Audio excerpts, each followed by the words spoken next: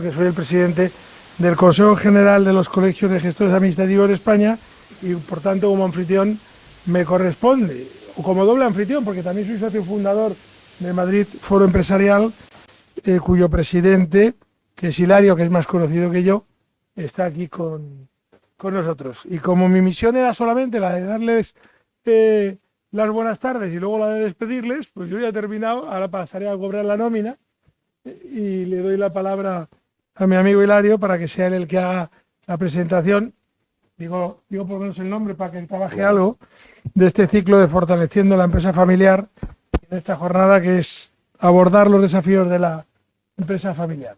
Así que, Hilario, sin pues más... muchas gracias. Esto no sé si está... No, dale. Están todos, ¿no? Pues muchas gracias, Fernando. Muchas gracias, desde luego, al Colegio Oficial de Gestores, a Ibercaja, a Lefebvre, a Manolo Lamela, que es el que preside la Mesa de Asuntos Jurídicos, que es el culpable de esta primera jornada de las 3 que vamos a organizar. Y desde luego a los que me acompañan en la mesa, a Defan, al despacho Jambrone & Partner y al grupo Martín Molina. Y desde luego a los socios de Madrid Foro Empresarial, y los que no seáis socios, lo mejor que podéis hacer en este primero de año es asociaros a Madrid Foro. Vamos a hablar de la empresa familiar, que desde luego tiene una indudable importancia en la economía española. Representamos porque yo estoy en una empresa que tiene 98 años, nos quedan 2 para los 100, y es familiar, pero somos el 85% del total de las empresas, el 70% del PIB y de la ocupación laboral, que las empresas familiares ocupan a 13.900.000, casi 14 millones de personas. En total hay 2.900.000 empresas en España, y es un tipo de empresa que tiene sus ventajas y sus desventajas, como en este ciclo se verá. Desde luego, sentido compartido de éxito y orgullo, fuertes tradiciones, valores familiares, estabilidad y flexibilidad.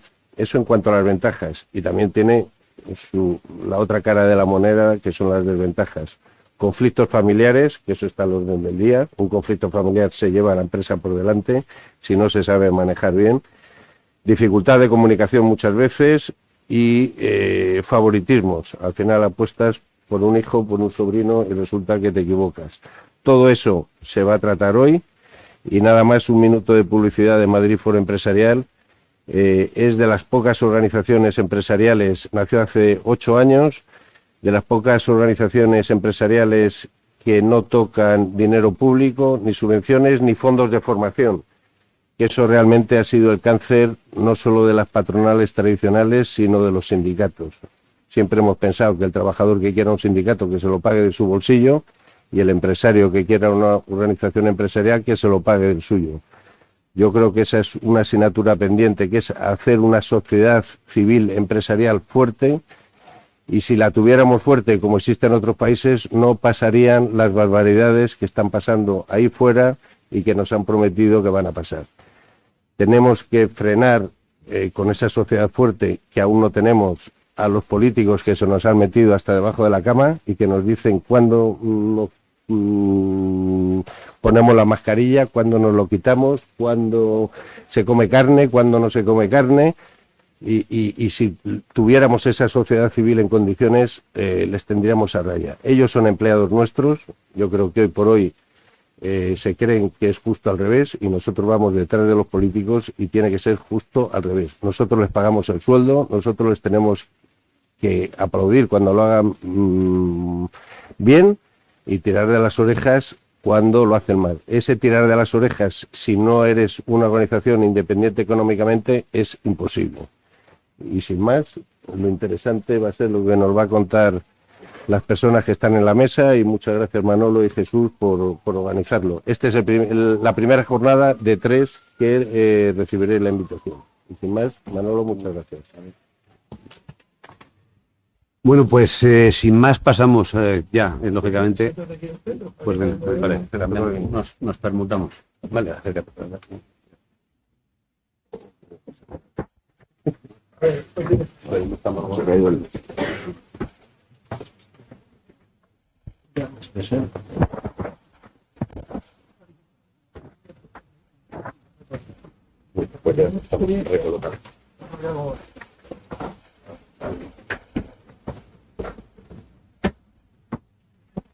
Bueno, pues ya recolocados todos.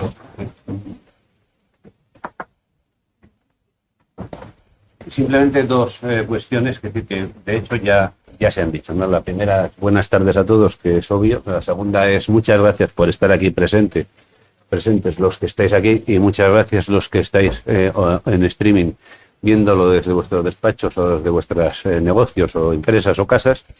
Y a todos, que son muchos, decirles que esperamos que, como ha dicho Hilario, este ciclo, que es un ciclo, sea de utilidad para conocer los problemas, las realidades, es decir, el marco jurídico, el marco económico, el marco fiscal, es decir, de lo que es, como bien se ha dicho, es decir, prácticamente más del 86% de nuestro tejido empresarial, que es la empresa familiar. Por lo tanto, es decir, estamos hablando de algo muy importante, de algo que tiene mucho peso y que tiene muchas ventajas, como se ha dicho, y también algunas realidades que merece la pena analizar y que se analizarán en las 3 jornadas que tenemos para intentar aportar algo de luz, incluso alguna idea o alguna solución de futuro en todos los ámbitos y en todo el repaso que vamos a dar. Y pongo sobre la mesa algo que se ha dicho veladamente, pero que es un dato que a mí siempre me ha sorprendido, es decir, en el sentido negativo, ¿no?, de la empresa familiar. Solo 7 de cada 100 empresas familiares, 7 de cada 100, llegan a la tercera generación. Y como se suele decir, por algo será. Y yo creo que eso es algo que hay que analizarlo, es decir, hay que verlo, y porque ahí influye todo, desde los conflictos familiares hasta la realidad mercantil, jurídica y fiscal y económica que está en el entorno de la empresa familiar. Y yo creo que ese es el objetivo de haber decidido en la Mesa de Asuntos Jurídicos de Madrid Foro Empresarial abordar este ciclo con esa filosofía, que se puede abordar gracias a la aportación y al trabajo de muchos y de los despachos que están agrupados dentro de Madrid Foro Empresarial, gracias a la colaboración del ilustre Colegio de Gestores Administrativos, que además nos da su sede, es decir, para celebrar las jornadas, y también gracias a fundamentalmente esas 2 personas que han trabajado intensamente, es decir, para que esto sea una realidad. Bueno, pues deciros que vamos a intentar que la primera jornada hoy sea lo más útil posible, pero ya creo que es bueno abrir boca para las siguientes, para que no se les olvide a nadie, decir, apuntarse si no están apuntados, si en su caso quiere decir darse de alta a través del sistema online. La segunda será el 15 de febrero. Ahí trataremos decir, el problema y la idea precisamente de la tercera generación, es decir, por qué a veces no se llega a esa tercera generación, y tendremos magníficos ponentes, quiero decir, para analizarlo desde distintos puntos de vista. Y la cuarta y última jornada, que será el 29 de febrero, y que será una jornada intensa, porque haremos 2 cosas. Uno es analizar el sistema, el régimen fiscal, es decir, en el sentido más amplio del término, aplicable para toda la empresa familiar, en todos sus ámbitos de actuación, y también nos vamos a arriesgar a intentar proponer modificaciones, es decir, legislativas y normativas y reglamentarias, es decir, con la idea de intentar trasladar desde aquí, que es un foro cualificado, es decir, propuestas que puedan mejorar la situación de la empresa familiar de futuro y que puedan ir en la buena dirección, entendiendo que la buena dirección lógicamente es el crecimiento, el fortalecimiento y la mayor competitividad, evidentemente, y permanencia de la empresa familiar. Y nada más, pasamos, como decía antes, a las ponencias.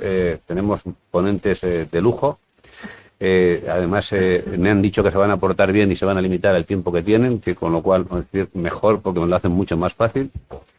Y vamos a empezar, si os parece, con el primer ponente, con Manuel Gancedo, que sin duda va a hablar desde 2 puntos de vista de lo que es la importancia de la empresa familiar en la economía española. Y digo desde 2 puntos de vista porque él es secretario de la Asociación de la Empresa Familiar de Madrid, por lo tanto tiene una atalaya perfecta, es decir, para saber qué es lo que está pasando en el ámbito de la empresa familiar.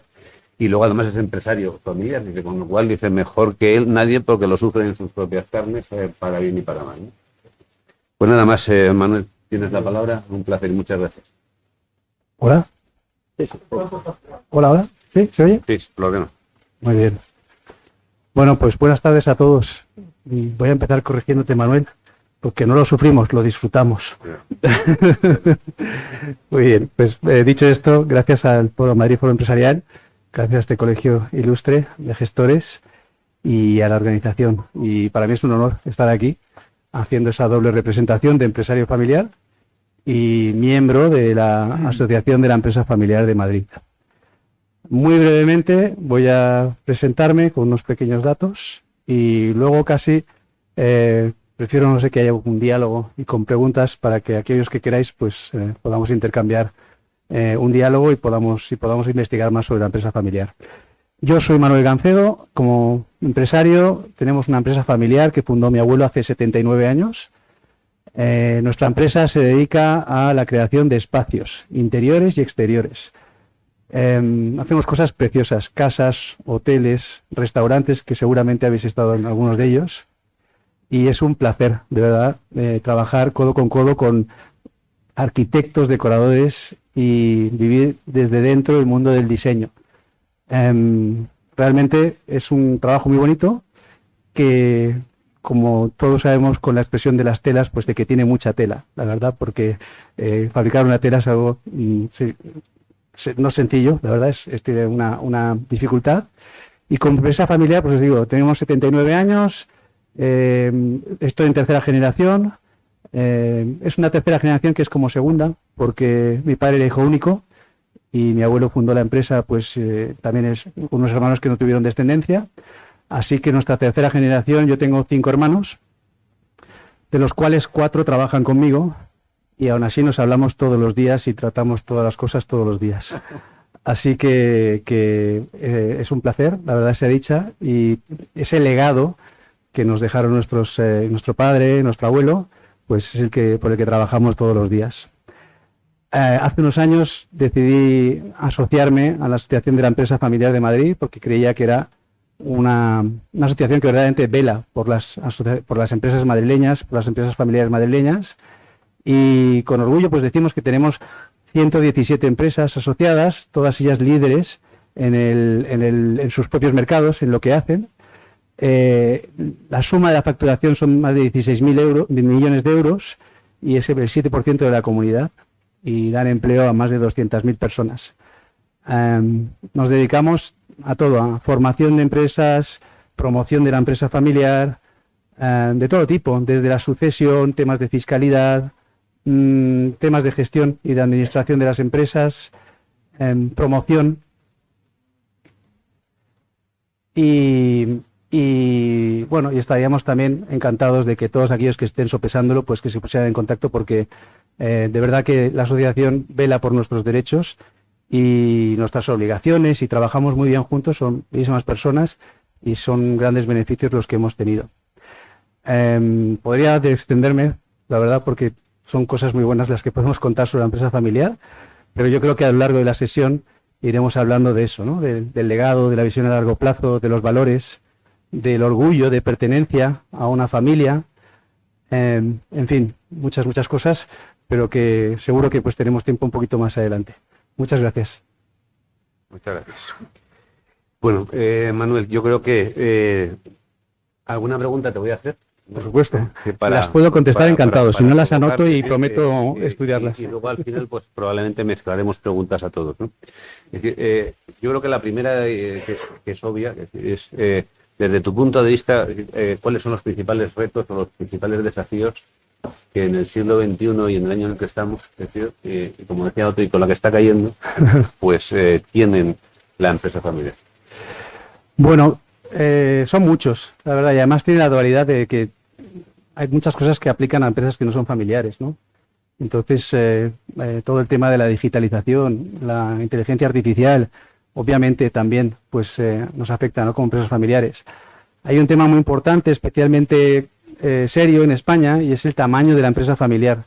La gran mayoría son microempresas, son empresas que tienen muy poquitos trabajadores y una facturación pequeña.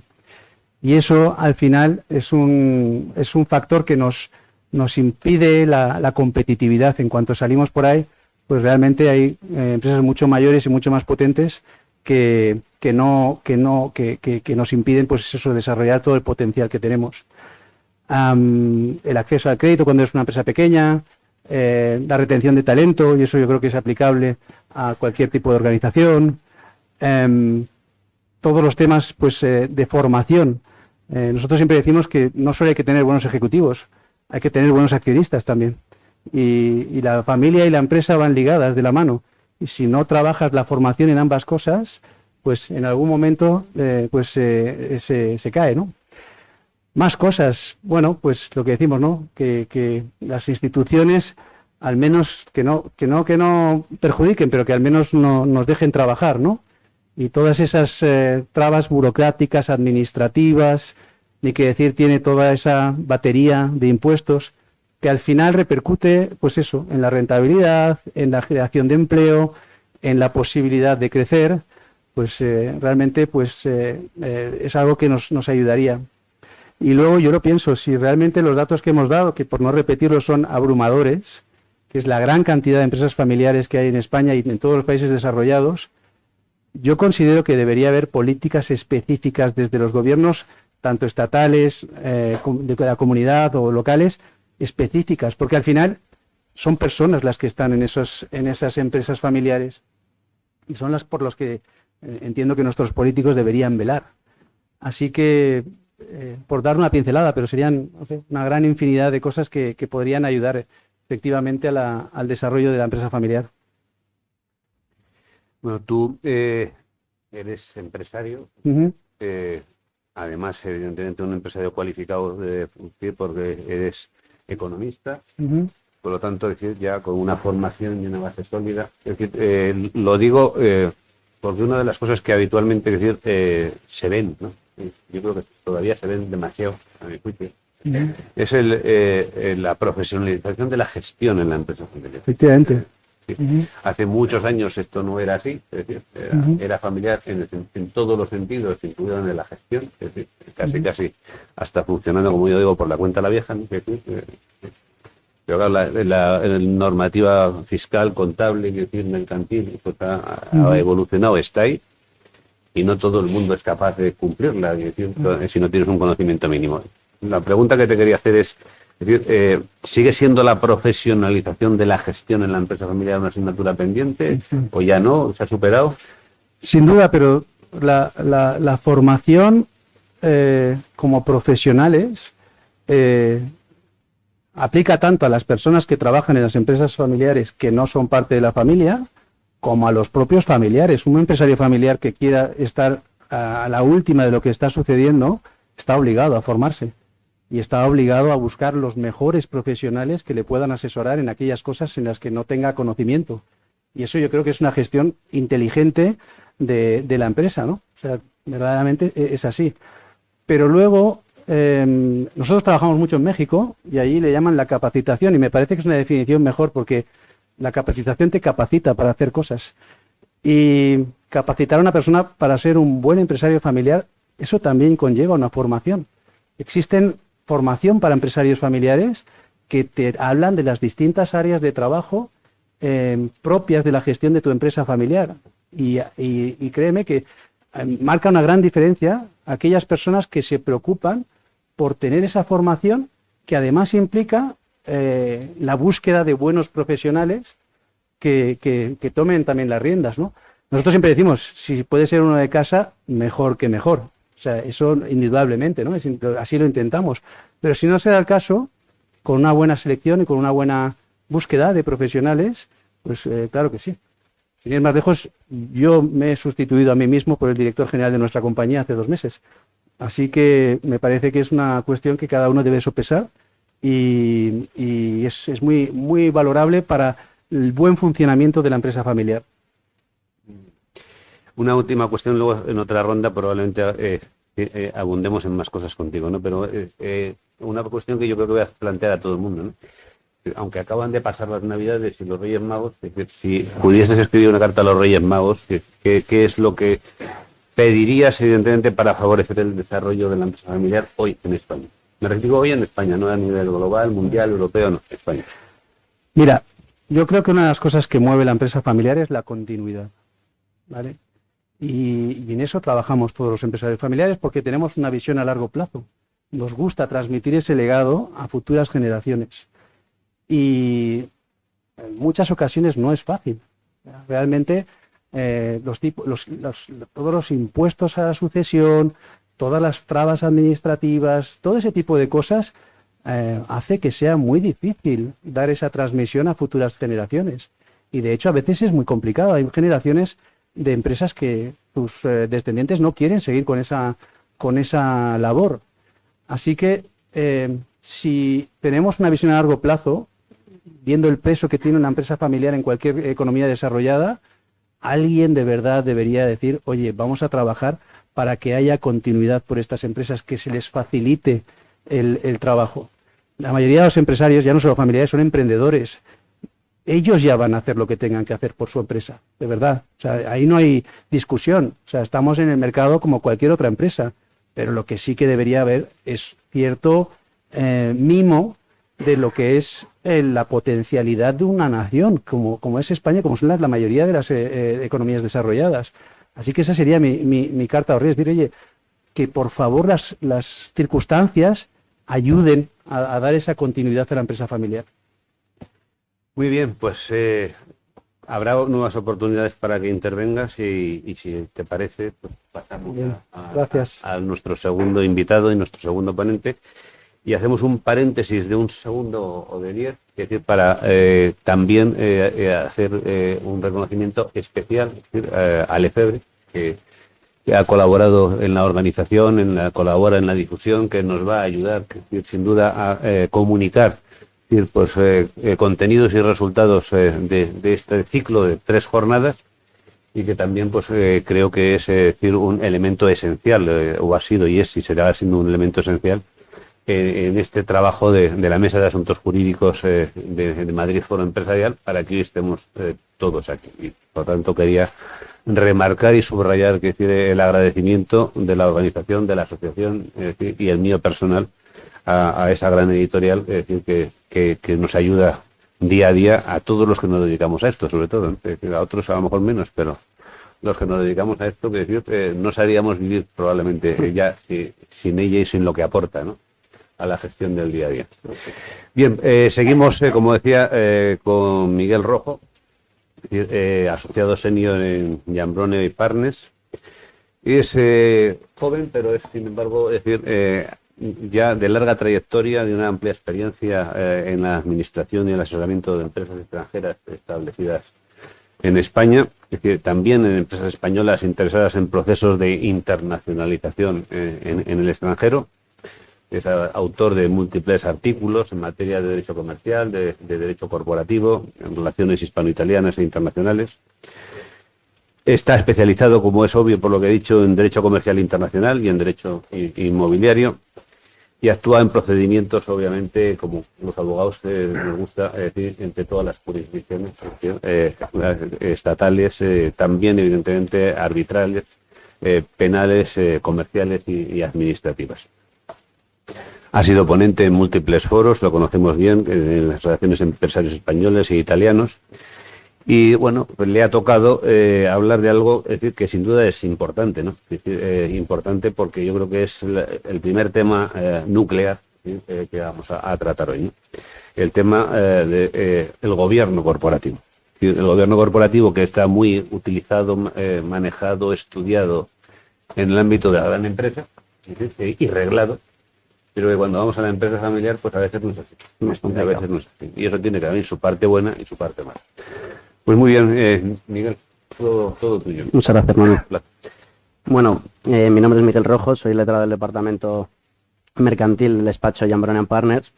En primer lugar, me gustaría agradecer a Madrid Foro Empresarial y, bueno, a todos los compañeros de la organización de este evento y, bueno, la ocasión que me han brindado, y en particular, a su presidente Hilario Alfaro.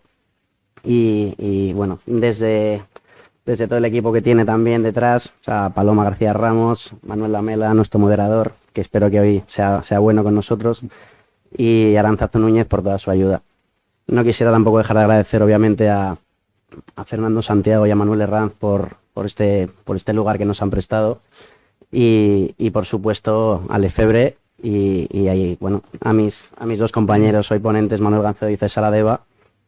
Y bueno, finalmente, para terminar los agradecimientos, quería también agradecer a Yolanda Vergara, mi compañera en el despacho, que me ha ayudado mucho en esta ponencia que voy a hacer hoy, y por supuesto al despacho Jambrone, que si me permitís os presento brevemente. Bueno, Jambrone es un despacho internacional multidisciplinar, fundado en 2005 en Palermo y en Londres al mismo tiempo por Gabriele Jambrone, que es un abogado muy bueno y bastante valiente. Y la verdad es que, bueno, actualmente nuestro despacho, bueno, ha crecido muy rápido, cuenta con 16 despachos en 8 países diferentes, desde Italia e Inglaterra, como os decía, a Francia, Portugal, Marruecos, Túnez, España, por supuesto, que estamos en 3 despachos ya, en Barcelona, en Gran Canaria y en Madrid, que es donde estoy yo, y nada, donde espero que me vengáis a ver si necesitáis asesoramiento legal. Perdonad por este spam. Sin más dilación, dado que se trata de la jornada de la empresa familiar, quería empezar un poco por lo básico, ¿no? Que básicamente era explicar qué se entiende por empresa familiar propiamente dicha, ¿no? Básicamente es una compañía que, sin importar su tamaño, se considera familiar si se dan una serie de circunstancias, que son 4 normalmente las aceptadas, que es bueno, la primera sería la capacidad de voto mayoritario debe residir en los miembros de la familia que fundaron la compañía o en los sucesores, como el caso de Gancedo, por ejemplo. Y esa mayoría de votos también la mayoría de votos debe ser directa o indirecta, la mayoría a la que tengan acceso y tal. Al menos uno de los representantes de la familia o parientes debe participar en la gestión directa o el gobierno de la compañía, y en el caso de las compañías cotizadas, que como sabréis son aquellas cuya propiedad se encuentra fragmentada en acciones y cuyo principal accionista tiene menos del 50% de los derechos de voto, se le aplica la definición de empresa familiar si la persona que la fundó o adquirió la compañía o sus familiares descendientes tienen al menos un 25% de los derechos de voto, es decir, no una mayoría, pero sí una parte importante, ¿no? Pero bueno, me gustaría aclarar que considero que la empresa familiar, la verdad es que es un patrimonio nacional que tenemos y es síntoma de una sociedad dinámica que está radicada aquí, es un ejemplo para todos, puesto que dan oportunidades, ofrecen empleo, hacen crecer a la gente. Es un ejemplo para los jóvenes, que creo que es un espejo para ellos, que pueden ver que con esfuerzo y trabajo se consiguen las cosas.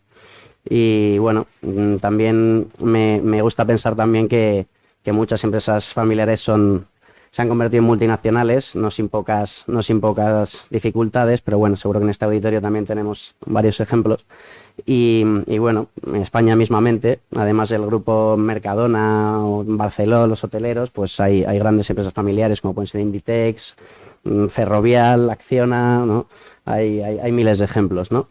Pero bueno, en realidad lo que quería decir realmente es que efectivamente han tenido que hacer frente a muchas dificultades, pero bueno, las han superado cuando se han encontrado en esa tesitura, ¿no? Y como puede ser un cambio generacional, ¿no? Sucesorio, que es un tema complicado, ¿no? Pero bueno, cuando en las empresas familiares cotizadas y las no cotizadas se habla de gobierno corporativo, que es el tema que voy a tratar yo, y como os indicaba Manuel, entendemos que se trata del conjunto de normas que al final tienen que ver con la protección de los accionistas, grupos de interés, la junta directiva, etcétera, ¿no?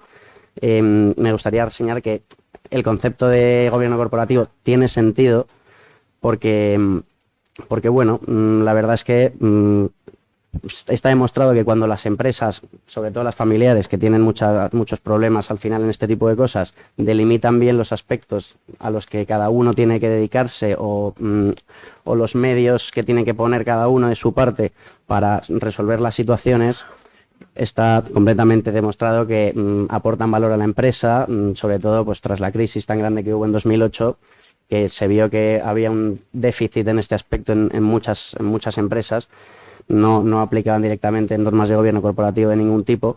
Pues eso hacía que hubiera muchas deficiencias en aspectos básicos de las compañías, o sea, desde toma de decisiones y, bueno, o sea, desde todo tipo. O sea, al final, ¿qué sucede? La gente que controla una empresa o gestiona o es socio, obviamente lo que quiere es tenerlo todo controlado sin que la rentabilidad y el valor de la empresa disminuya, ¿no? Al revés.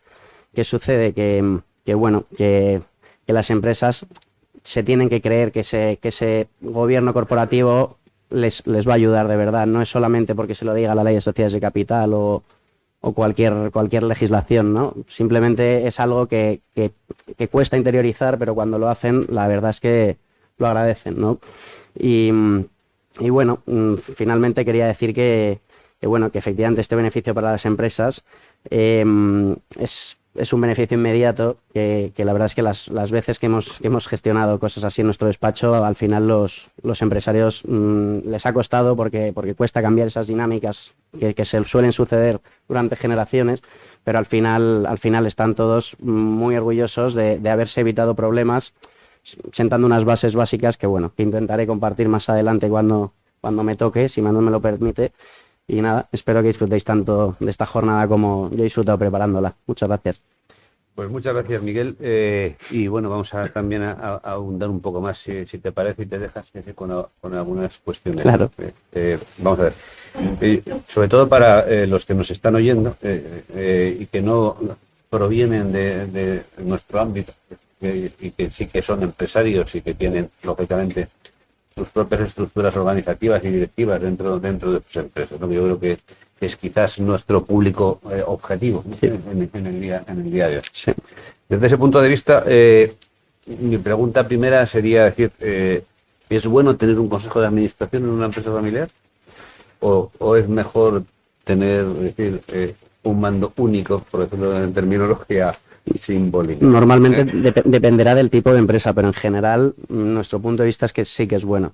Suele costar a las empresas ceder ese testigo, ¿no? O sea, el consejo de administración suele ser bueno por múltiples aspectos. Para empezar, la toma de decisiones que afronta el mismo consejo de administración, pues tiene que ver con la dirección estratégica de las decisiones empresariales, ¿no? Las básicas, desde las inversiones que va a realizar la empresa a las fusiones o adquisiciones que pueden tener, ¿no? O al nombramiento de directivos mismamente, o simplemente al plan de sucesión que suele ser bastante problemático en muchas empresas si no está muy bien definido, ¿no? Entonces, al final, a las empresas les conviene tener un consejo de administración que no obvia que tener ese consejo de administración no pueda estar formado por propios familiares, ¿no? O gran parte, o al menos una minoría. Pero el Consejo de Administración también ejerce unos mecanismos de control que evita tensiones entre las familias o los miembros de la familia, ¿no?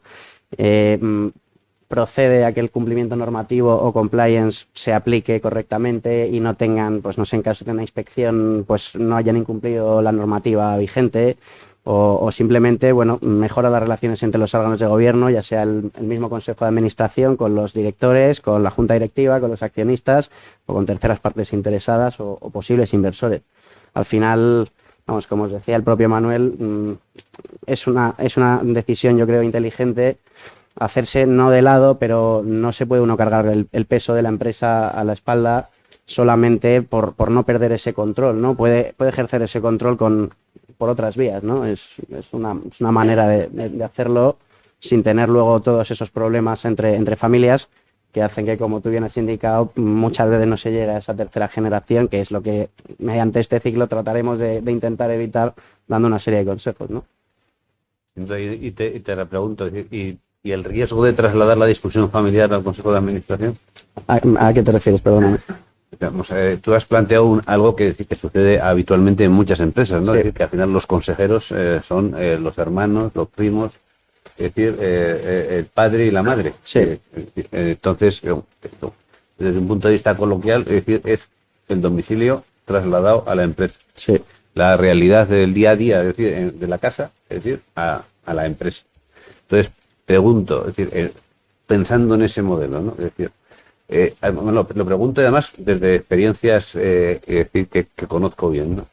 Que trasladar la discusión familiar, que decir, por la noche cenando, para darme lo gráfico, que decir, al día siguiente al Consejo de Administración, ¿puede ser bueno o malo? Es una pregunta. Y luego, ya por liarlo un poco más, digo, y eso no puede llegar después, es decir, a un bloqueo, que decir, en la toma de decisiones, y otra más, que decir, porque eso suele acabar con una solución salomónica, suele acabar en muchos casos con una solución salomónica, que es: vamos a elegir a un consejero delegado profesional o a un director general profesional. Y eso a veces acaba con que el director general acaba dimitiendo porque no soporta la discusión familiar de la Consejo de Administración. Claro, es que mira... Entonces, esto que está contado así un poco, digamos, gráficamente de andar por casa, es decir, ¿cómo se puede evitar? ¿Qué consejos darías para, hombre, no llegar a esto? No me lo estás poniendo muy fácil. Ya por eso. Pero venga, lo intentaré. Mira, considero que efectivamente es un poco error intentar compartimentalizar todo el tema administrativo de la empresa en manos de la familia, porque efectivamente, ya te digo, hemos tenido varios casos en general. Yo he tratado de directivos que han dicho que la mejor decisión de su vida ha sido externalizar o al menos profesionalizar un poco los servicios más allá de la familia. ¿Por qué decimos esto? O sea, tú evidentemente tienes que encontrar a un director apropiado y que tenga unos valores, o que al menos conozca los valores que la familia y la empresa quieren, ¿no? Pero bueno, es que al final tú piensas que muchas veces, obviamente, pues tú por no pelearte con tu familia o por estar a bien con tu hijo que le hace ilusión, pues tú vas a intentar meterle en la empresa, y eso no tiene por qué estar mal per se. Pero bueno, siempre haber familiares, para empezar, que no estén igual de preparados que otros, porque eso es una realidad. Se necesita ahí mucha diplomacia para intentar también, como decía Manuel otra vez, formar muy bien, que eso creo que hay un poco de falta de sentido común por parte de las familias, que se piensan que ya por poner al hijo y que te haya visto un poco ahí cómo trabajas tú, pues lo va a hacer igual, y no tiene por qué, porque bueno, no todo el mundo es igual de profesional, ni igual de comprometido, ni nada. Pero bueno, más allá de eso, siempre viene bien meter un director externo a una empresa, o varios. O sea, yo, de hecho, mi consejo sería que la mayoría fueran externos, porque al final, mira, tienes un grado de profesionalización que seguramente no vas a obtener con tus propios familiares. Puedes tener una complementariedad, perdonadme, en diferentes aspectos que tu empresa necesita. O sea, yo a lo mejor necesito un directivo que hable japonés, y mi hijo, mi nieto, pues no lo va a hacer, seguramente, es lo normal.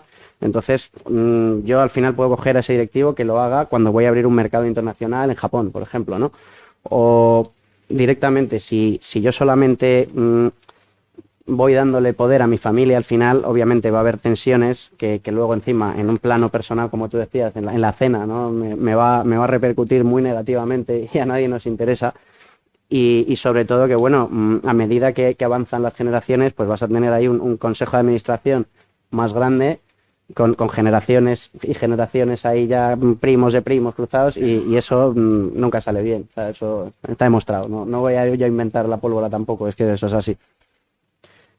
Y la verdad es que tienes razón, fácil no es, pero bueno, que yo creo que efectivamente soluciones hay, ¿no? Sí, claro. Lo que pasa es que hay que tener la audacia. Sí, ¿no? Y que también muchas veces creo que los directores, en este caso los fundadores o segundas generaciones directores de la empresa, tampoco tienen muy claro cómo encontrar a un buen profesional, que bueno, que también es un tema que a lo mejor podemos tratar un poco más adelante, pero creo que hay medidas, ¿no?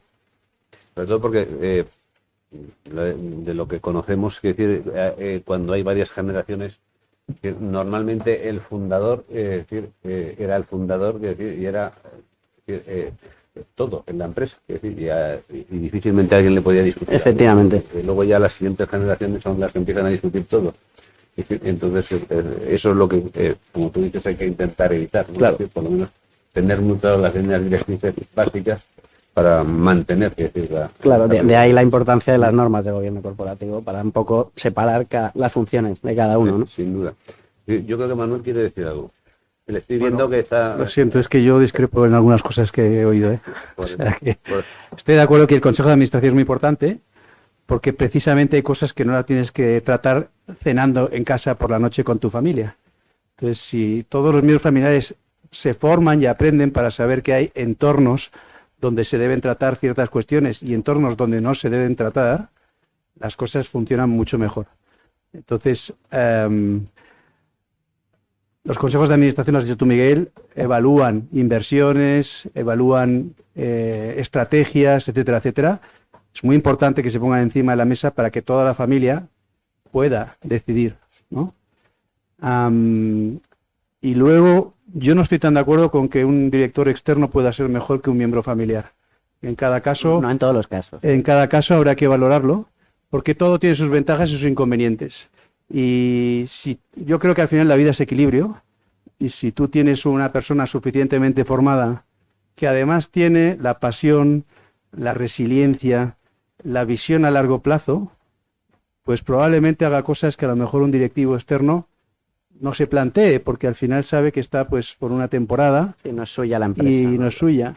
Así que, bueno, pero insisto, depende, como dicen los gallegos. O sea que, pero cada empresa es un mundo y realmente que hay que decidir qué hay que hacer en cada momento. Totalmente de acuerdo. Cuestión que quería plantear al hilo de una cosa que tú has mencionado, has hablado de abrir un mercado internacional, que a veces mucha gente piensa que sí, que la empresa familiar pierde de andar por casa, ¿no? Pero no es así. No Es decir, tiene- afortunadamente no tiene no por es qué. así, y cada vez menos es así, ¿no? Es decir, tiene que tener una estructura, una preparación, algo especial, una empresa familiar que quiera precisamente, evidentemente, y entrar en el ámbito del mercado exterior y de la internacionalización. Por supuesto. Como experto que eres en esto. Hombre, yo al final te diría que primero lo más importante para mí es conocer muy bien el mercado al que vas a ir. No es que me gusta mucho Italia y de repente mañana me voy a abrir una empresa, no. Cada mercado tiene sus complicaciones. Vamos, la misma España tiene complicaciones bastantes para los extranjeros, en el sentido que, bueno, tenemos un montón de comunidades autónomas, cada una de su padre y su madre, con un montón de regulación, un montón de normativa, y Italia, como es el ejemplo que está poniendo, pues muy parecido, ¿no? Imagínate si esto pasa en países mediterráneos, que no pasará más allá del Atlántico o en el continente asiático, ¿no? Eso, lo primero, hay que conocer muy bien el mercado. Normalmente te deberías apoyar en alguien local o en un despacho o en una empresa que te pueda ayudar o que te pueda asesorar. Eso lo primero. Segundo, en el caso de una empresa familiar particularmente, pues como he dicho un poco antes, la formación que tus hijos, tus nietos, tus primos, los que sean familiares necesitan, evidentemente tiene que estar dedicada al efecto particular de ese mercado. No es, evidentemente la cuestión idiomática es algo importantísimo, ¿no? Pero bueno, ya no eso. Si tú, por ejemplo, me lo invento, imagínate que yo soy el segundo de la generación y mi hijo quiere también formar parte y está estudiando la carrera, pues a lo mejor elegiría una carrera ad hoc para ese mercado o un máster especializado internacional para que pueda tal, o le mandaría a hacer prácticas a ese mercado para que se vaya fogueando un poco y aprenda un poco cómo trabajan allí, porque os aseguro que cada sitio es muy diferente. Y esto un poco que creo que los españoles nos ha faltado siempre un poco de esa valentía, que por ejemplo un italiano se lanza al mar y lo intenta todo, y afortunadamente eso está cambiando mucho, cada vez nos atrevemos más, pero es verdad que muchas empresas luego fracasan por desconocimiento, ¿no?, de las idiosincrasias locales. Última cuestión, que es la misma que he hecho antes, es decir, carta a los Reyes Magos. ¿Qué pides para la empresa familiar en el 2024? Un cambio de gobierno. Es broma, es broma. No, en realidad... no, es verdad, pero me están grabando. En realidad te diría que mira, menos regulación, menos burocracia. No puede ser que me venga una empresa, como me ha venido ayer, una empresa a formar una empresa, una sociedad normal de venta de vapeadores en este caso, ¿no? Y haya una regulación absurda, tenga que irme a 14 sitios, a unas cosas por internet, otras presenciales, que un funcionario me diga una cosa, que otras otro. Eso creo que es ese pantagruelismo burocrático que tenemos en España, no tiene ningún sentido y está abocado a que las empresas al final se cansen y se vayan, ¿no? O sea, no facilitamos esa inversión, cosa que creo que afortunadamente en Madrid no es así, o es menos así, ¿no? No es tan complicado como en otros sitios, pero bueno, que ojalá se vayan dando cuenta el resto de comunidades que efectivamente no podemos seguir así y que los gobiernos faciliten con sus normas, sobre todo leyes a favor de la empresa familiar, y de la empresa en general, ¿no? Esa sería mi carta a los Reyes. Muy bien, pues muchas gracias. Nada. Luego daremos otra vuelta Muy si bien. tenemos tiempo. Y ahora vamos a pasar al tercero de nuestros invitados. Pero antes, también otro paréntesis. Antes he hablado que decir, de agradecimientos institucionales a organizaciones y a empresas. Y yo creo que ahora también toca hacer agradecimientos es decir, a personas, ¿no? Para que, por el que estamos aquí. Porque varias personas que decir, han trabajado mucho y muy duro durante varias semanas que decir, para conseguir articular y ahormar esto, ¿no? Me refiero, algunos ya han sido citados, me refiero decir, a Paloma, me refiero a Arantxa, especialmente en mi caso, que decir, si no estaría muerto, que decir, no habría llegado aquí hoy. Me refiero a Manuel, que decir, y me refiero, por supuesto, a Jesús García, el director general de esta casa, que también, que decir, pues le ha tocado poner su granito de arena para estar todos aquí. Gracias a todos vosotros, que decir, pues bueno, hemos arrancado este ciclo, es decir, que no ha sido fácil, pero que yo creo que sí que está dando rendimiento y va a dar mucho rendimiento para mucha gente, que es lo que se trata y que es lo que perseguimos desde Madrid Foro Empresarial.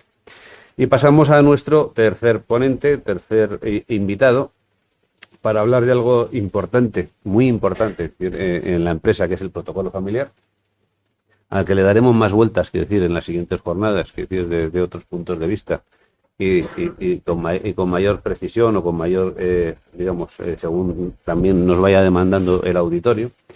Y tenemos aquí a César Adeba Cortés, es decir, que es abogado con más de 20 años de experiencia. Ha trabajado en muchos despachos, siempre dentro de lo que es el asesoramiento a la empresa, tanto nacional como extranjera, fundamentalmente en las áreas de civil y mercantil. Por supuesto, con una importante experiencia en el ámbito contractual, societario, sucesorio y concursal, y que actualmente es responsable del área mercantil y de derecho privado del Grupo Martín Molina. Ostenta la certificación oficial CESCOM como especialista en compliance, emitida por la Asociación Española de Compliance, y también es conocido como, es decir, conferenciante y articulista sobre materias que, lógicamente, a todos ocupan y preocupan. Muchas gracias, César, por tu tiempo, por estar aquí, y como siempre tienes la palabra. Muy bien, pues muchas gracias, Manuel. Muchas gracias a todos, buenas tardes. Muchas gracias a Madrid Foro Empresarial y al Ilustre Colegio de Gestores Administrativos de Madrid por darme la oportunidad al Grupo Martín Molina y a mí particularmente de participar en estas jornadas sobre la empresa familiar, que es un tema efectivamente muy importante, porque en el trabajo de los despachos, como es el nuestro, no somos un despacho excesivamente grande, somos un despacho mediano, pues la empresa familiar constituye el día a día de nuestro trabajo, ¿no? A mí me ha tocado hablar del protocolo familiar como herramienta adecuada y eficaz para garantizar la sucesión y el relevo generacional en la empresa familiar, ¿no? Cuando hacía Manuel la introducción a esta primera jornada, me ha llamado la atención, o quisiera destacar un dato. Bueno, en primer lugar, voy a intentar no excederme demasiado en mi exposición inicial, pero como nunca lo consigo, si me quieres interrumpir en cualquier momento, te lo agradezco y pasamos a las preguntas, que creo que va a ser más entretenido, ¿no? Decía que me llamaba la atención un dato que exponía Manuel, de que actualmente, en el año 2024, de cada 100 empresas familiares, únicamente 7 consiguen pasar a la segunda o tercera generación, ¿no? Y me llamaba la atención porque ya a mediados de los años 80 del siglo pasado, John L. Walsh, que es uno de los autores más destacados estudiosos de la empresa familiar a nivel internacional, hacía un análisis, un estudio de las empresas familiares en Estados Unidos y en Europa, y llegaba a la conclusión de que únicamente el 33% de las empresas familiares, ya en ese momento, conseguían pasar de la primera a la segunda generación, y de ese 33% posteriormente solo el 50% de ese 33%, es decir, al final un 16%, entre un 16 y un 8% pasaban a la segunda o tercera generación, ¿no? Posteriormente, en el año 2001, se creó una ponencia de estudio sobre la problemática de la empresa familiar en una comisión de Hacienda del Senado, precisamente para el estudio de la problemática de la empresa familiar, y llegaban igualmente, uno de los ponentes llegaba igualmente, en ese caso sobre un estudio que había realizado la Unión Europea en el año 1998, llegaba a la conclusión de que las empresas familiares que pasaban a la a la primera generación igualmente no pasaban de la tercera, de un tercio, y a la segunda y tercera generación no pasaban igualmente entre un 15 y un 8%. Esto demuestra que en 40 años no hemos evolucionado nada, es triste decirlo, pero la realidad sigue siendo un poco la misma, ¿no? Es decir, los problemas de la empresa familiar siguen siendo básicamente los mismos, y entre ellos el problema del relevo generacional, es decir, del traspaso de la empresa familiar a las nuevas generaciones, el liderazgo de la empresa, pues sigue ahí, ¿no? Seguimos estando igual, no sé si fundamentalmente en España no vamos a entrar a analizar los factores por los que esto es así, pero normalmente será por las dimensiones de las empresas, son, como decía Manuel, y otros factores, ¿no? Entonces, es cierto que en esa ponencia, por ejemplo, de estudios que se celebró en el año 2001, toda esta cuestión fue uno de los aspectos más importantes que se trató, y se intentaron buscar soluciones a nivel legal, a nivel jurídico, fiscal, en todos los ámbitos, pues para intentar facilitar y asegurar ese traspaso generacional, ¿no? Y entre las conclusiones que se llegaron a esa en el año 2001 es que una de las herramientas más eficaces para facilitar o intentar conseguir ese objetivo de garantizar el relevo generacional es redactar y elaborar un protocolo familiar, ¿no? Bien, pero antes yo de hablar de las virtudes del protocolo familiar como herramienta eficaz y adecuada para procurar y garantizar ese relevo generacional, considero que me gustaría hacer dos puntualizaciones, ¿no? Que tengamos en cuenta dos ideas fundamentales, ¿no? En primer lugar, que no es lo mismo, ni mucho menos es lo mismo, el relevo generacional en la empresa familiar que la transmisión de la titularidad de la empresa familiar, ¿vale? Es decir, la transmisión de la titularidad de la empresa familiar, existen procedimientos, existen medios para llevarla a cabo regulados por el ordenamiento jurídico, como puede ser una simple donación de las participaciones o las acciones de una sociedad, en el caso de que la empresa familiar, en el caso en el caso normal, que se estructure o se lleve a cabo esa actividad a través de una sociedad mercantil, pues el fundador, el titular de la empresa, puede transmitir a uno de sus hijos o distribuir entre los distintos hijos o hijas la titularidad de las participaciones sociales o de las acciones, y con eso habrá conseguido la transmisión de la titularidad de la empresa, de la propiedad, mejor dicho, de la empresa, de la propiedad de la empresa, ¿no? ¿Pero eso garantiza la continuidad de la empresa? Pues seguramente no. Dependerá de las vicisitudes de la empresa, de las relaciones y vínculos familiares entre los hermanos, pero no en todos los casos eso estará garantizando la continuidad de la empresa, porque la palabra fundamental no es el relevo generacional como simple transmisión de la propiedad de la empresa, sino la continuidad de la empresa, ¿no? Que esa es la base, ¿no? Y es lo que se trata de conseguir a través de instrumentos jurídicos como es el protocolo familiar, ¿no? Igualmente, otra puntualización que quiero hacer, otra idea, es que no es lo mismo el protocolo familiar como instrumento eficaz para procurar el relevo generacional, no es el único instrumento que el ordenamiento jurídico habilita para conseguir ese objetivo, ¿no? El ordenamiento jurídico, por ejemplo, no quiero entrar en temas técnicos, pero por ejemplo el artículo 1056 del punto 2 del Código Civil habilita al fundador, al titular de una empresa o un establecimiento mercantil, para que transmita en bloque esa empresa, ese establecimiento mercantil, a uno de sus hijos, y con el fin de no perjudicar la legítima del resto de herederos forzosos, se establece la posibilidad de pagar en metálico la porción legitimaria de los demás, del resto de herederos forzosos, ¿no? Ese artículo 1056 del Código Civil establece que ese pago en metálico de las legítimas puede hacerse con metálico extrahereditario, es decir, puede acudirse a una financiación externa, bancaria, no es necesario que sea activo, dinero o efectivo que exista dentro de la propia herencia, y además establece un plazo de 5 años, un aplazamiento dentro del cual, dentro de ese plazo, se puede llevar a cabo el pago de esa legítima en dinero. ¿Con esto qué quiero decir? Que las situaciones de las empresas familiares son muchas, ¿no? Cuando vienen a un despacho, cuando vienen a mi despacho, un fundador, una persona que se encuentra con ese problema se acerca el momento en que tiene que transmitir la titularidad de su empresa a sus descendientes, pues muchas veces viene con la idea preconcebida de que el protocolo familiar, lo ha escuchado, lo ha oído, es el instrumento idóneo para llevar a cabo ese relevo generacional, ¿no? Y lo primero que tiene que hacer un asesor que es nuestra función, es que ese empresario, ese fundador, ese titular de la empresa haga un ejercicio de introspectivo, de análisis de en qué situación se encuentra su empresa y si realmente ese protocolo familiar es el único instrumento que está a su alcance para llevar a cabo esa transmisión y ese relevo generacional, ¿no? Y a lo mejor, en vez de ese instrumento, pues pueda acudir al que acabo de hacer referencia, del artículo 1056 del Código Civil, ¿no? Sin embargo, habrá otros muchos casos en los que el protocolo familiar sí sea el instrumento más eficaz. Normalmente ya dependerá de la dimensión de la empresa, cuando ya nos encontramos con distintas ramas familiares, hijos que a su vez están casados, unos están casados, otros tienen parejas de hechos, tienen a su vez hijos y se han incorporado a la empresa como trabajadores, algunos forman parte ya de los órganos directivos. Y todo eso hay que organizarlo, ¿no? Y cuando se acerca esa necesidad de regular y de organizar ese reloj generacional, efectivamente el protocolo familiar sí que aparece como el instrumento o la herramienta más eficaz, ¿no? ¿Y por qué? Y ahora sí que podemos entrar un poco en lo que son las virtudes, y si me dices que ya me estoy extendiendo, Entran las virtudes del protocolo familiar.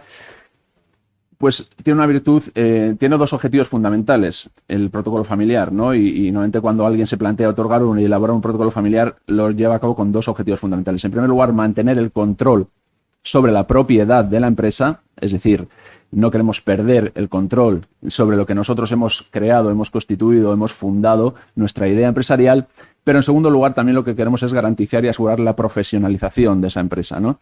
Que nos va a garantizar o nos va a intentar, o vamos a intentar de esa forma posibilitar que esa empresa perdure en el tiempo, ¿no? No solo durante la primera, la segunda generación, sino la tercera, la cuarta, van aquí inicialmente al inicio en la introducción de una empresa que lleva por 98 años de existencia, y ese es el objetivo, ¿no? de todo el que inicia con toda ilusión un proyecto empresarial, ¿no?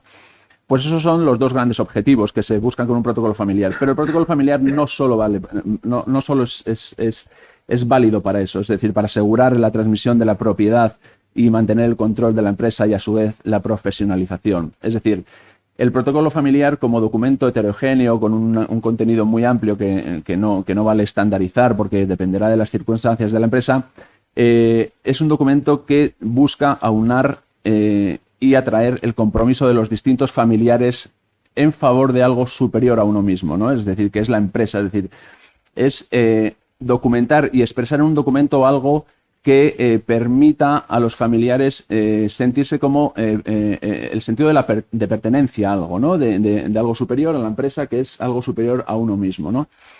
Y por tanto, tan importante en la empresa, en el protocolo familiar es arbitrar los instrumentos para mantener el control de la propiedad de la empresa a través de un régimen de transmisión de las participaciones, de las acciones, derechos de adquisición preferente, una política sucesoria, una política de estipulaciones en capitulaciones matrimoniales para establecer uno u otro régimen matrimonial, normalmente el régimen de separación de bienes, pero también es muy importante como expresión de los valores, de los principios, de la tradición de la empresa, es lo que se llama el contenido axiológico del protocolo familiar, porque ese contenido axiológico, como decíamos, hace que los familiares, no solo los socios, sino los familiares no socios, los que trabajan, pues sientan la empresa como algo propio, ¿no? Y algo que es necesario que perdure y que se transmita de generación en generación, ¿no? El protocolo familiar también ayuda a definir los roles dentro de la empresa familiar, ¿no? Es muy importante determinar qué rol ocupa cada uno de la familia dentro de la empresa. Unos serán simplemente propietarios, titulares de acciones o participaciones sociales, cuyos derechos también hay que proteger y cuyos intereses también hay que proteger, mientras que otros serán trabajadores y otros participarán ya en los órganos directivos, ¿no? Pues todos esos roles es bueno conocerlos, identificarlos para establecer normas dentro del protocolo familiar que protejan todos esos intereses y que coordinen todos esos intereses, ¿no? Ya hablamos de la política sucesoria y la política de transmisión de las participaciones sociales, pero igualmente el protocolo familiar tiene una importancia capital en cuanto no solo como resultado, sino el proceso mismo, ¿no? El proceso de generar un protocolo familiar da lugar o obliga a los miembros de la empresa a comunicarse. Es decir, la comunicación es fundamental como como proceso, no como fin. Es decir, luego esa comunicación tendrá, una vez que se ha redactado el protocolo y ese se ha puesto en marcha, pues esa comunicación tendrá que seguir permaneciendo y tendrá que ser una de las guías de la familia a través de los órganos consultivos y los órganos sociales y la interrelación entre unos y otros. Pero ese proceso de comunicación, de intentar llegar a consensos como fase previa para alcanzar un protocolo familiar, es lo que facilita que posteriormente ese documento jurídico, su contenido pueda ser cumplido, ¿no? Y se vea como algo que vinculante para todos los miembros de la familia, ¿no? Y de los firmantes, que al final de lo que se trata es que cuanto más familiares, más miembros de la familia firmen el protocolo familiar, pues seguramente todo ello que deriva de un consenso pues dará lugar a que perdure más en el tiempo, ¿no? Creo que como siempre no he cumplido con el objetivo de... Ahora vamos a las repreguntas, ¿vale? Muy bien, muchas gracias. Vamos a ver, yo creo que has dado unas pinceladas muy interesantes y muy importantes, ¿no? Pero yo te voy a hacer una pregunta desde un supuesto práctico, es decir, real, ¿no? Empresario, segunda generación de empresa familiar,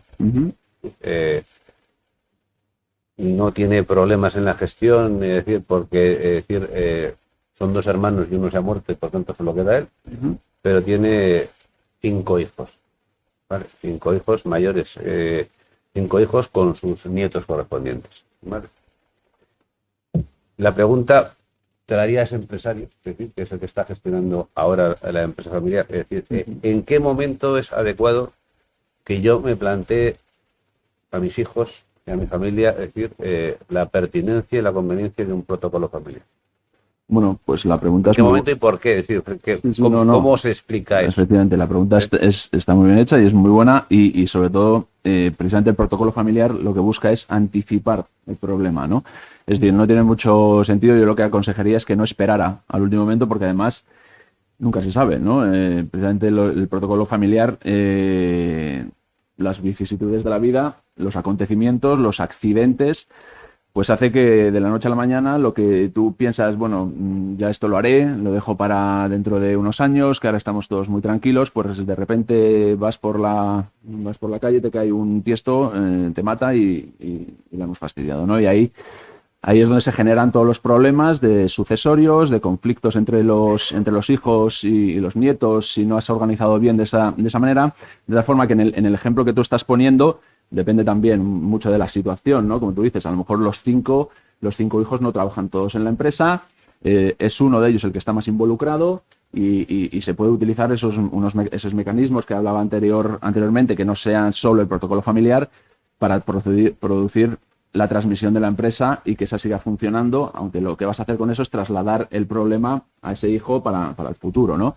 Entonces yo lo que creo, para no enrollarme entre comillas, es que es bueno anticipar los problemas. Es decir, el protocolo familiar lo que es un ejercicio de anticipación de los conflictos que pueden producirse y se trata de poner solución a los mismos. Y por tanto yo a ese padre, a ese abuelo en ese momento ya, le aconsejaría que no dejase pasar el tiempo y que lo organizara todo de manera enseguida. Vamos, que tampoco dejar al final la comunicación entre los miembros de la familia no es algo malo y desde luego perjuicios yo creo que no le va a traer, con lo cual iniciar ese proceso de comunicación para llegar a un protocolo familiar yo creo que debería empezarlo ya. Como buen abogado que eres, te voy a dar otra vuelta de tuerca al tema. Es decir,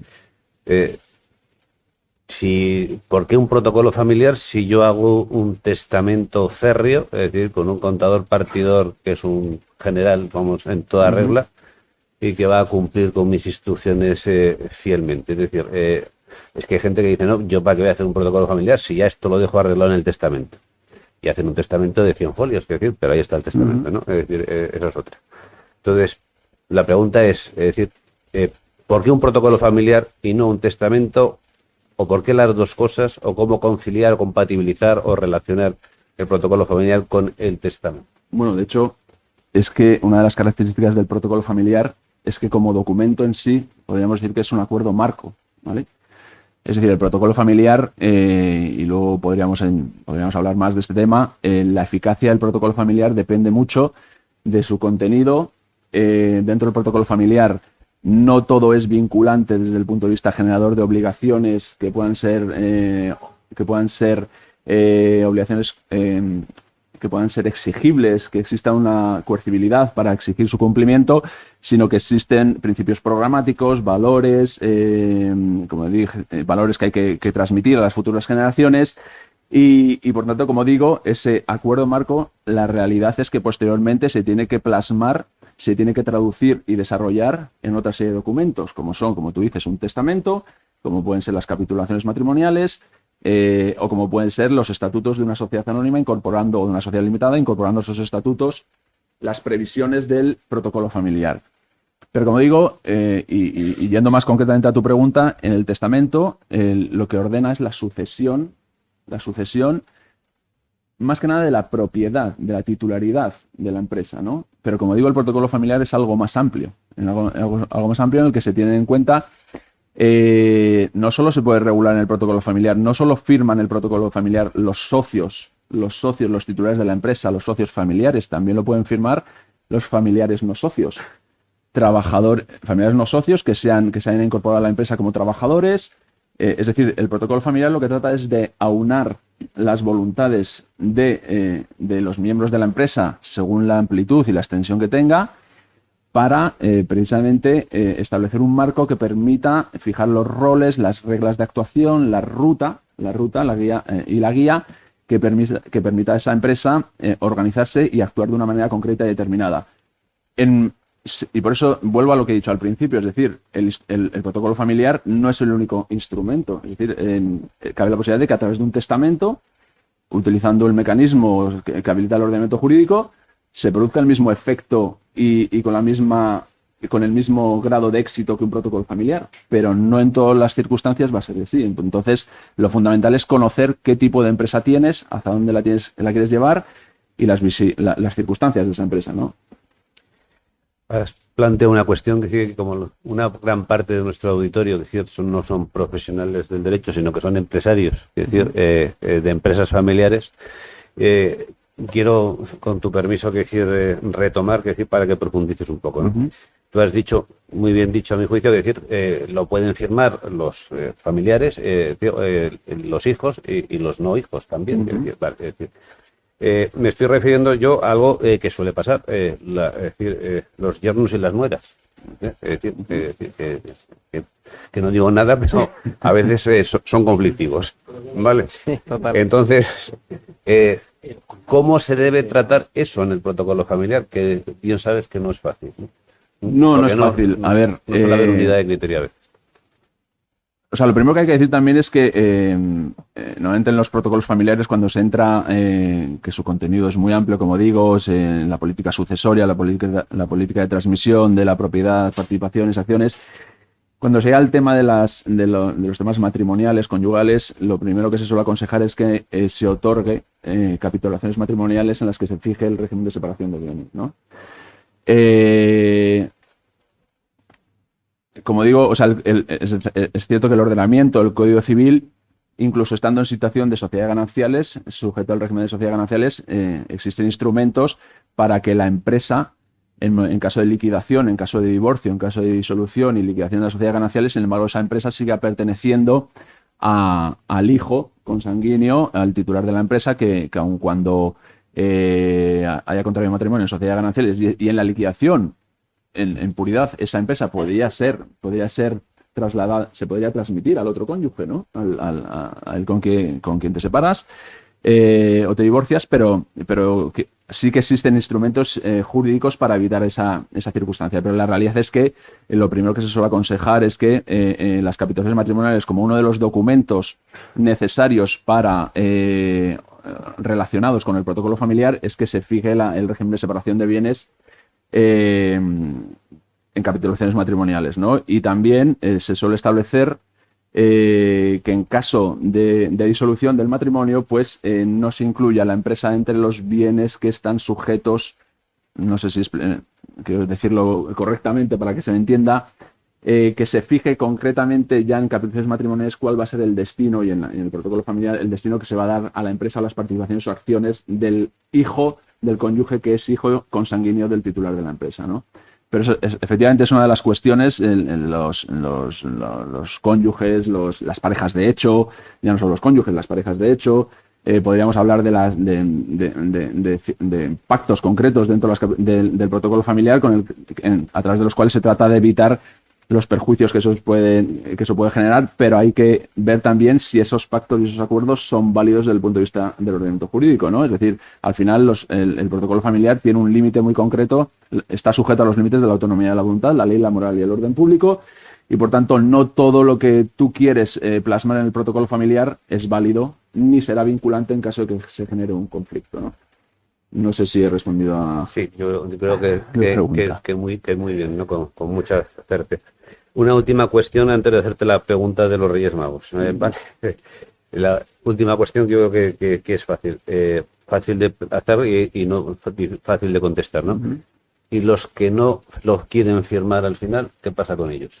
Bueno, esa es pues ahí hay que buscar soluciones buscar salidas, ¿no? Al final no todo, lo que se trata es que el protocolo familiar aúne al mayor número de firmantes precisamente como asunción de compromisos, que se comprometan todos a cumplirlo, ¿no? Pero si no hay forma de convencer a alguien de que firme el protocolo familiar, pues igual a lo mejor hay que buscar salidas, hay que buscarle una salida a ese socio, ¿no? Si finalmente no quiere firmar, pues habrá que decidir si el protocolo familiar se firma entre los que sí tienen ese compromiso o se entiende en función de la participación que tenga ese socio no firmante o díscolo que no quiere firmar, la importancia que tenga su participación en el capital social y la propia involucración que tenga en la empresa, si conviene o no firmar el protocolo familiar, ¿no? O si, por ejemplo, la empresa tiene distintas ramas familiares, pues a lo mejor se puede hacer una escisión antes de firmar un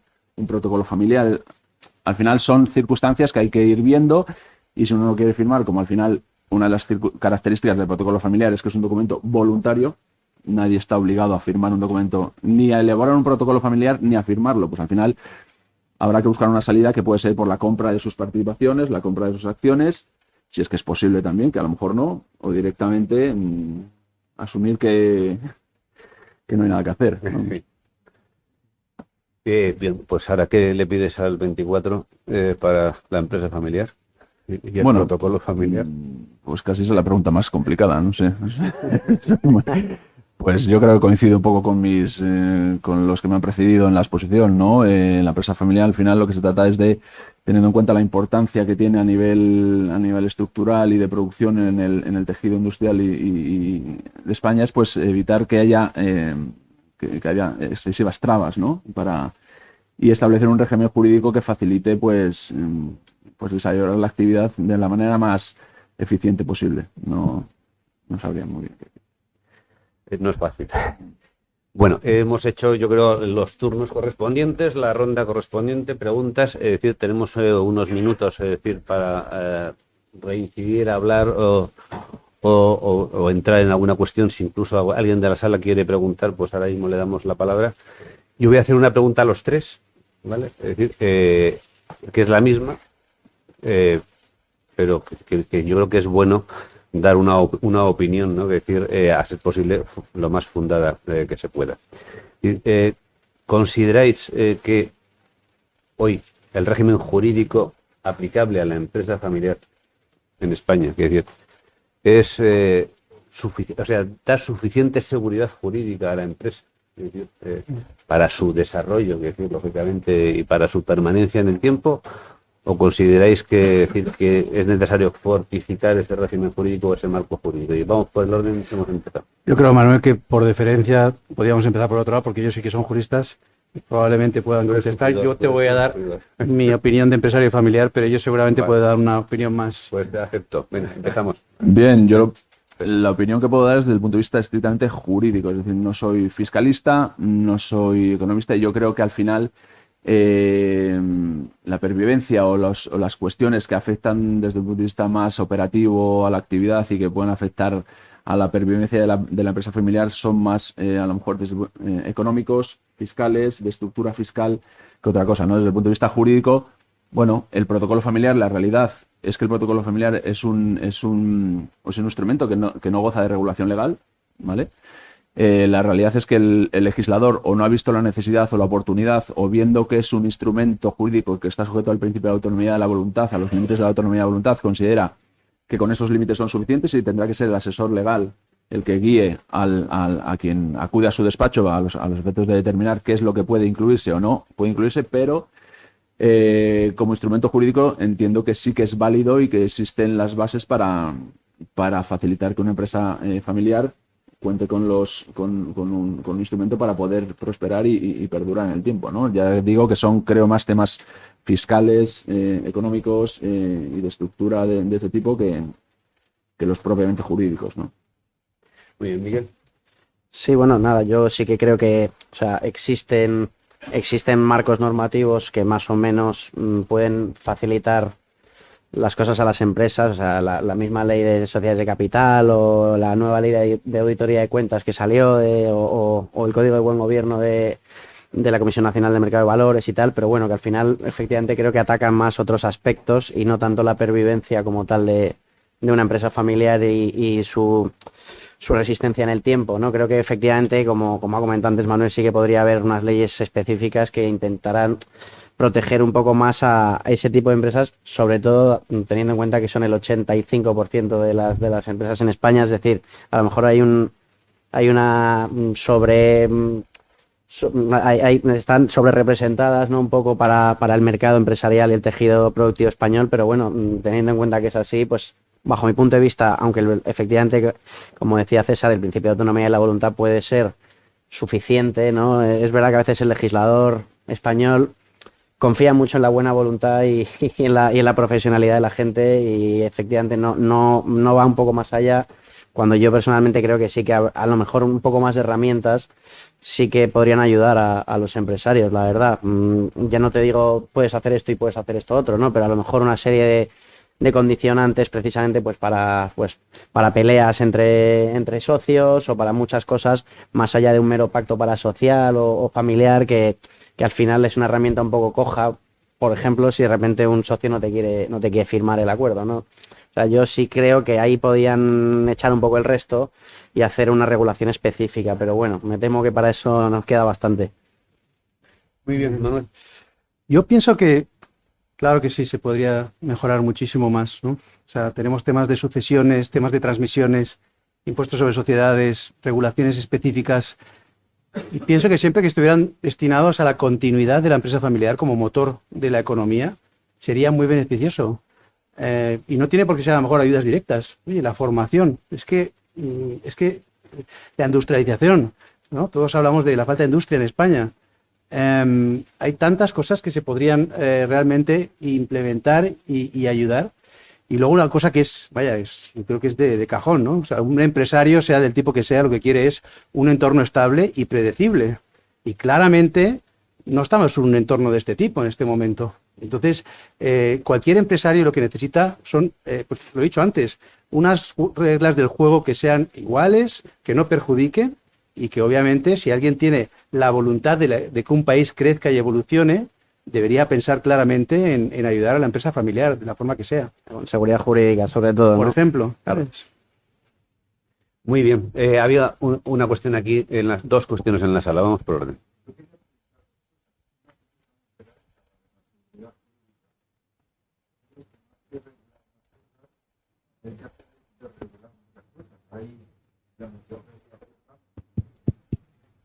Tanto que seguramente hay cosas que a las empresas se les pasa y seguramente hay sanciones, multas por la cantidad de regulación.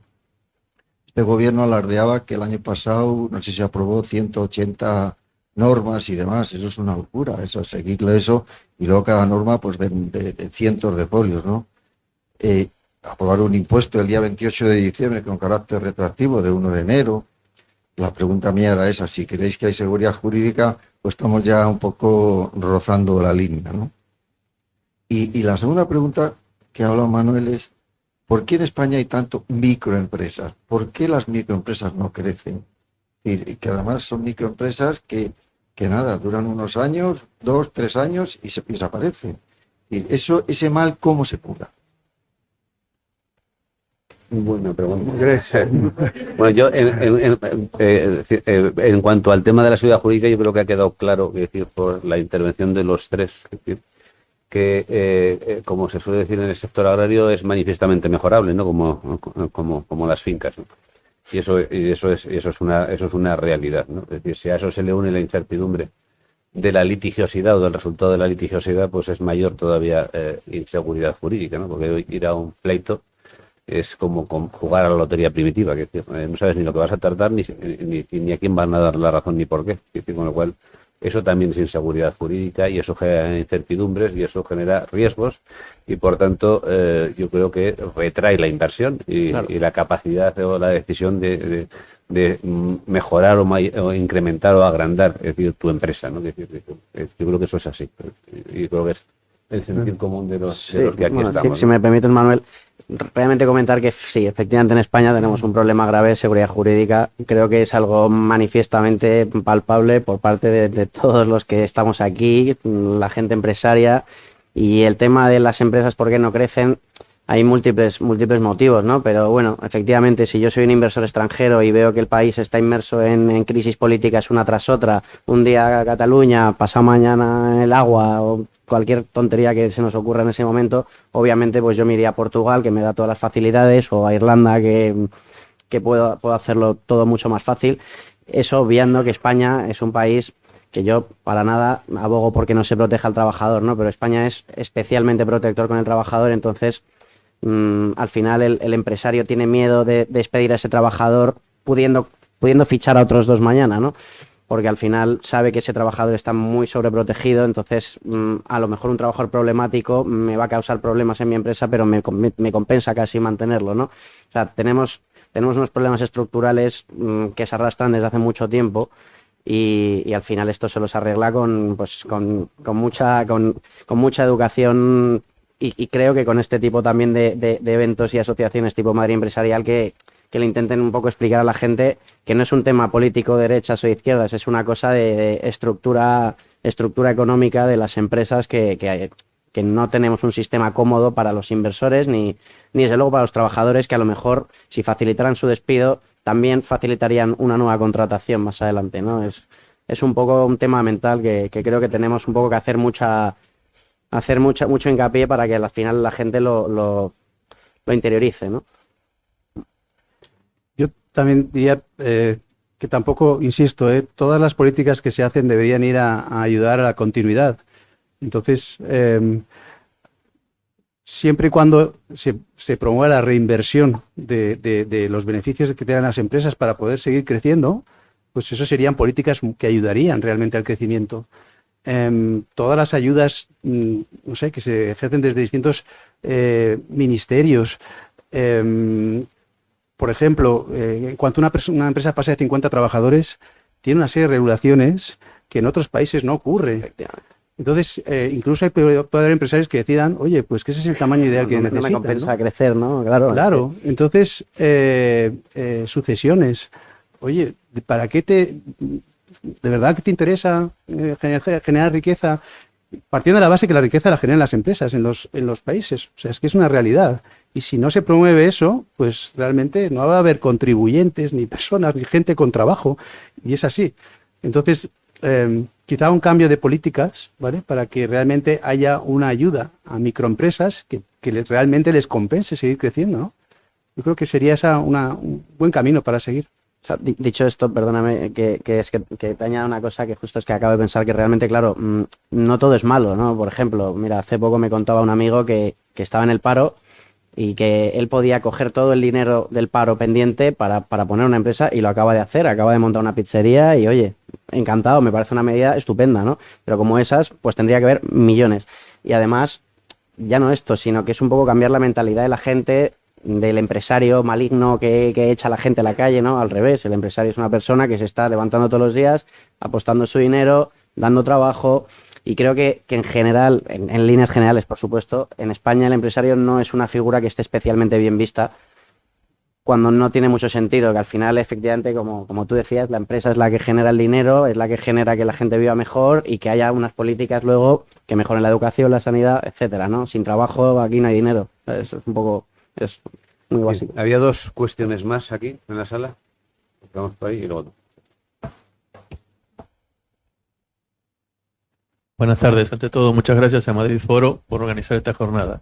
Escuchaba lo del protocolo familiar con mucho interés, he colaborado en muchas empresas en este tema, y mi preocupación es que no sea demasiado rígido, porque para mí en la empresa familiar tiene una característica, te está hablando de empresa y de empresa familiar, pero hay algo en el medio que es la familia, y muchas veces los protocolos tienen que ayudar a consolidar la familia, pensando en lo que decía Manuel, que es la continuidad de empresa, que para mí es básico. Y segundo, ha mencionado algo que es la capacidad de reinversión, que es lo que caracteriza, aparte del 25% o lo que definas como empresa familiar, la reinversión permanente.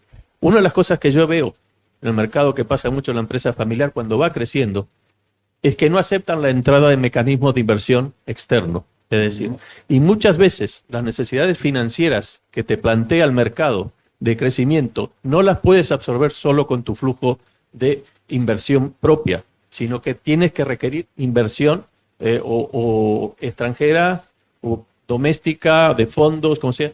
Y eso hace una cuestión. Yo he estado en una gran empresa de automoción cuyo fundador hasta el último día, una multinacional muy grande ya, estaba al pie del cañón.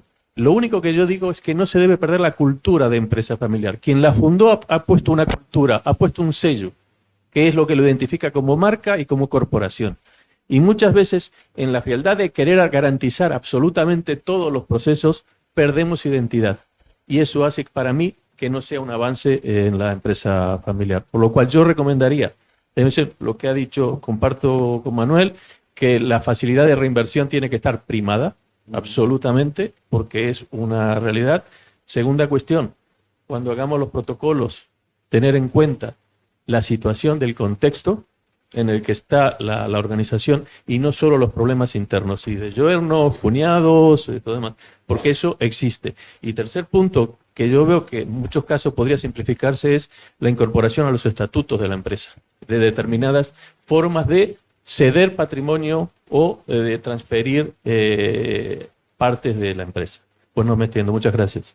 Un placer. Sí, bueno, estoy totalmente de acuerdo. Es decir, no como es una pregunta, le tengo que dar la razón, pero vamos, es la realidad. Es decir, la finalidad de un protocolo, precisamente, la importancia también, o una de las cuestiones que tienen que separarse en el protocolo, es la propiedad de la empresa, la titularidad de las participaciones sociales, de lo que es la propia empresa en sí, la actividad, ¿no? Y eso está claro que en el protocolo familiar tiene que coordinar ambas circunstancias. Dentro de la empresa, como ya me habéis dicho, hay familiares que son solo propietarios, que no quieren inmiscuirse en la actividad, no tienen ningún tipo de responsabilidad, quedan simplemente expectantes a que se les retribuya su participación a través de los dividendos, a través de, fundamentalmente de los dividendos y del reparto de beneficios. Hay otros socios y familiares que sí están involucrados en los que es el día a día, y todas esas circunstancias tienen que tenerse en cuenta en el protocolo familiar y en regularse, porque si no, al final, si no lo haces, si solo tienes en cuenta uno de esos elementos, o la propiedad o la empresa, van a generarse conflictos y al final te lo vas a cargar. Es decir, al final ese propietario de participaciones, que es solo propietario de participaciones, no debemos olvidar que tiene las mismas facultades, los mismos poderes de decisión en una junta y que cualquier otro socio, que sin embargo sí que esté en el órgano de administración y dirigiendo los designios de la empresa, ¿no? Entonces, estoy de acuerdo. Es decir, y luego lo que es la reinversión, el acudir a la financiación ajena, pues bueno, eso ya no sé yo si tiene que ver mucho con el tema del protocolo familiar o la empresa en sí, sino que es algo ya ideológico o de la propia cultura, ¿no? Es decir, un poco el miedo a acudir a la financiación y que eso pueda endeudarnos y gravar los bienes de la empresa, que dificulte la transmisión o que perdamos un poco el control de lo que es nuestra empresa, ¿no? Pero vamos, no puedo estar más de acuerdo con lo que ha dicho. Sí. Dos últimas cuestiones. Sí, muchas gracias. Pues mi pregunta también va relacionada con el protocolo familiar, en relación no solo sobre la función que tiene de definir el espíritu, facilitar esa continuidad, sino como una herramienta de funcionamiento. Me refiero en concreto a las cláusulas de desbloqueo, que bueno, pues muchas veces pueden ser un elemento que dificulte la firma del protocolo, porque ahí pater de la familia puede entenderlo como una pérdida de control de la familia y a veces es un elemento probablemente más sensible. Y es preguntaros sobre vuestra experiencia a la hora de incluir estos protocolos, si de verdad, estas cláusulas de desbloqueo, si de verdad os complican la firma de los protocolos. Bueno, a ver, más que firmar, yo diría que yo creo que son necesarios, ¿no? Porque al final los acuerdos de desbloqueo tratan de poner solución a situaciones de conflicto, que precisamente se ha llegado a esa situación de bloqueo, que si no la sabemos solucionar, al final va a hacer que eso se enquiste y pueda terminar con la propia empresa, ¿no? O hay que buscar una solución a eso, es decir, dificultades no creo que sean que te vayas a encontrarte con más dificultades a la hora de firmar un protocolo o no conseguir una firma por el hecho de que haya una cláusula de bloqueo, porque yo creo que es algo muy estándar y muy típico en los protocolos familiares, ¿no? Es decir, al final esas situaciones, precisamente en los protocolos familiares lo que buscan es, una de las cuestiones fundamentales es anticipar los conflictos, prever los conflictos que se pueden dar y dar soluciones a esos conflictos. Y esas situaciones de desbloqueo, si no las solucionas, al final pues puedes dar al traste con la empresa, ¿no? Última cuestión.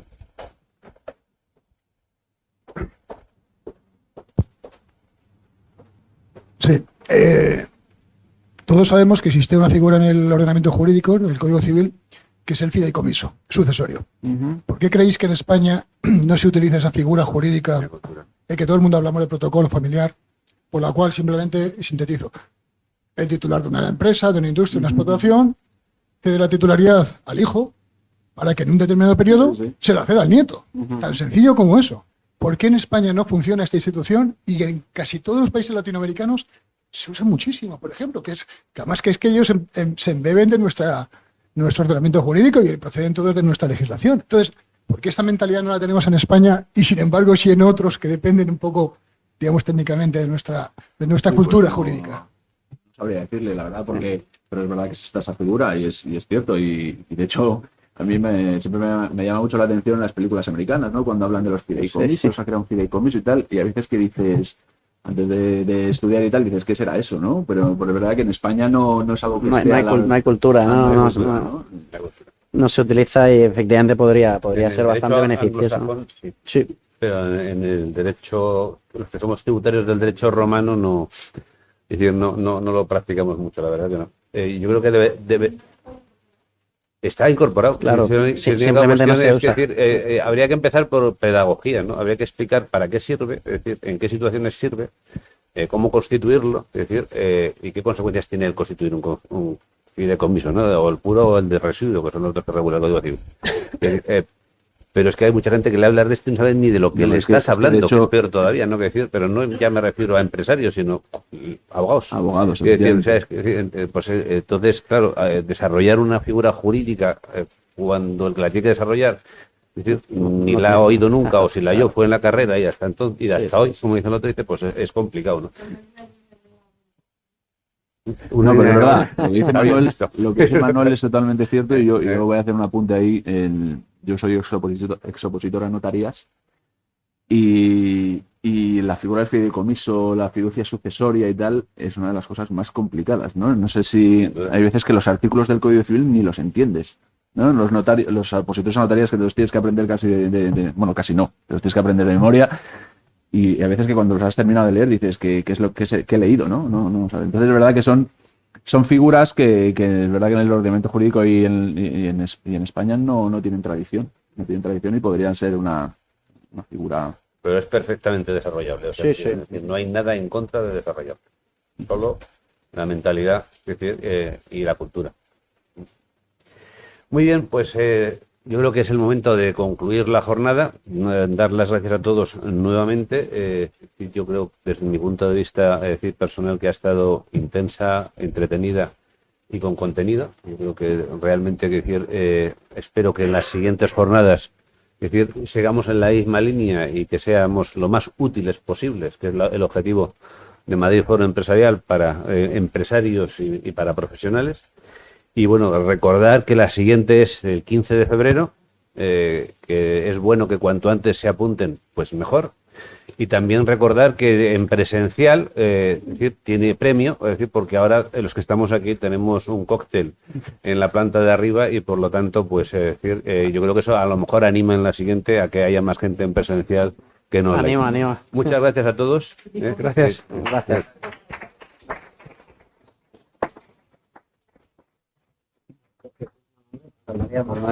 Pero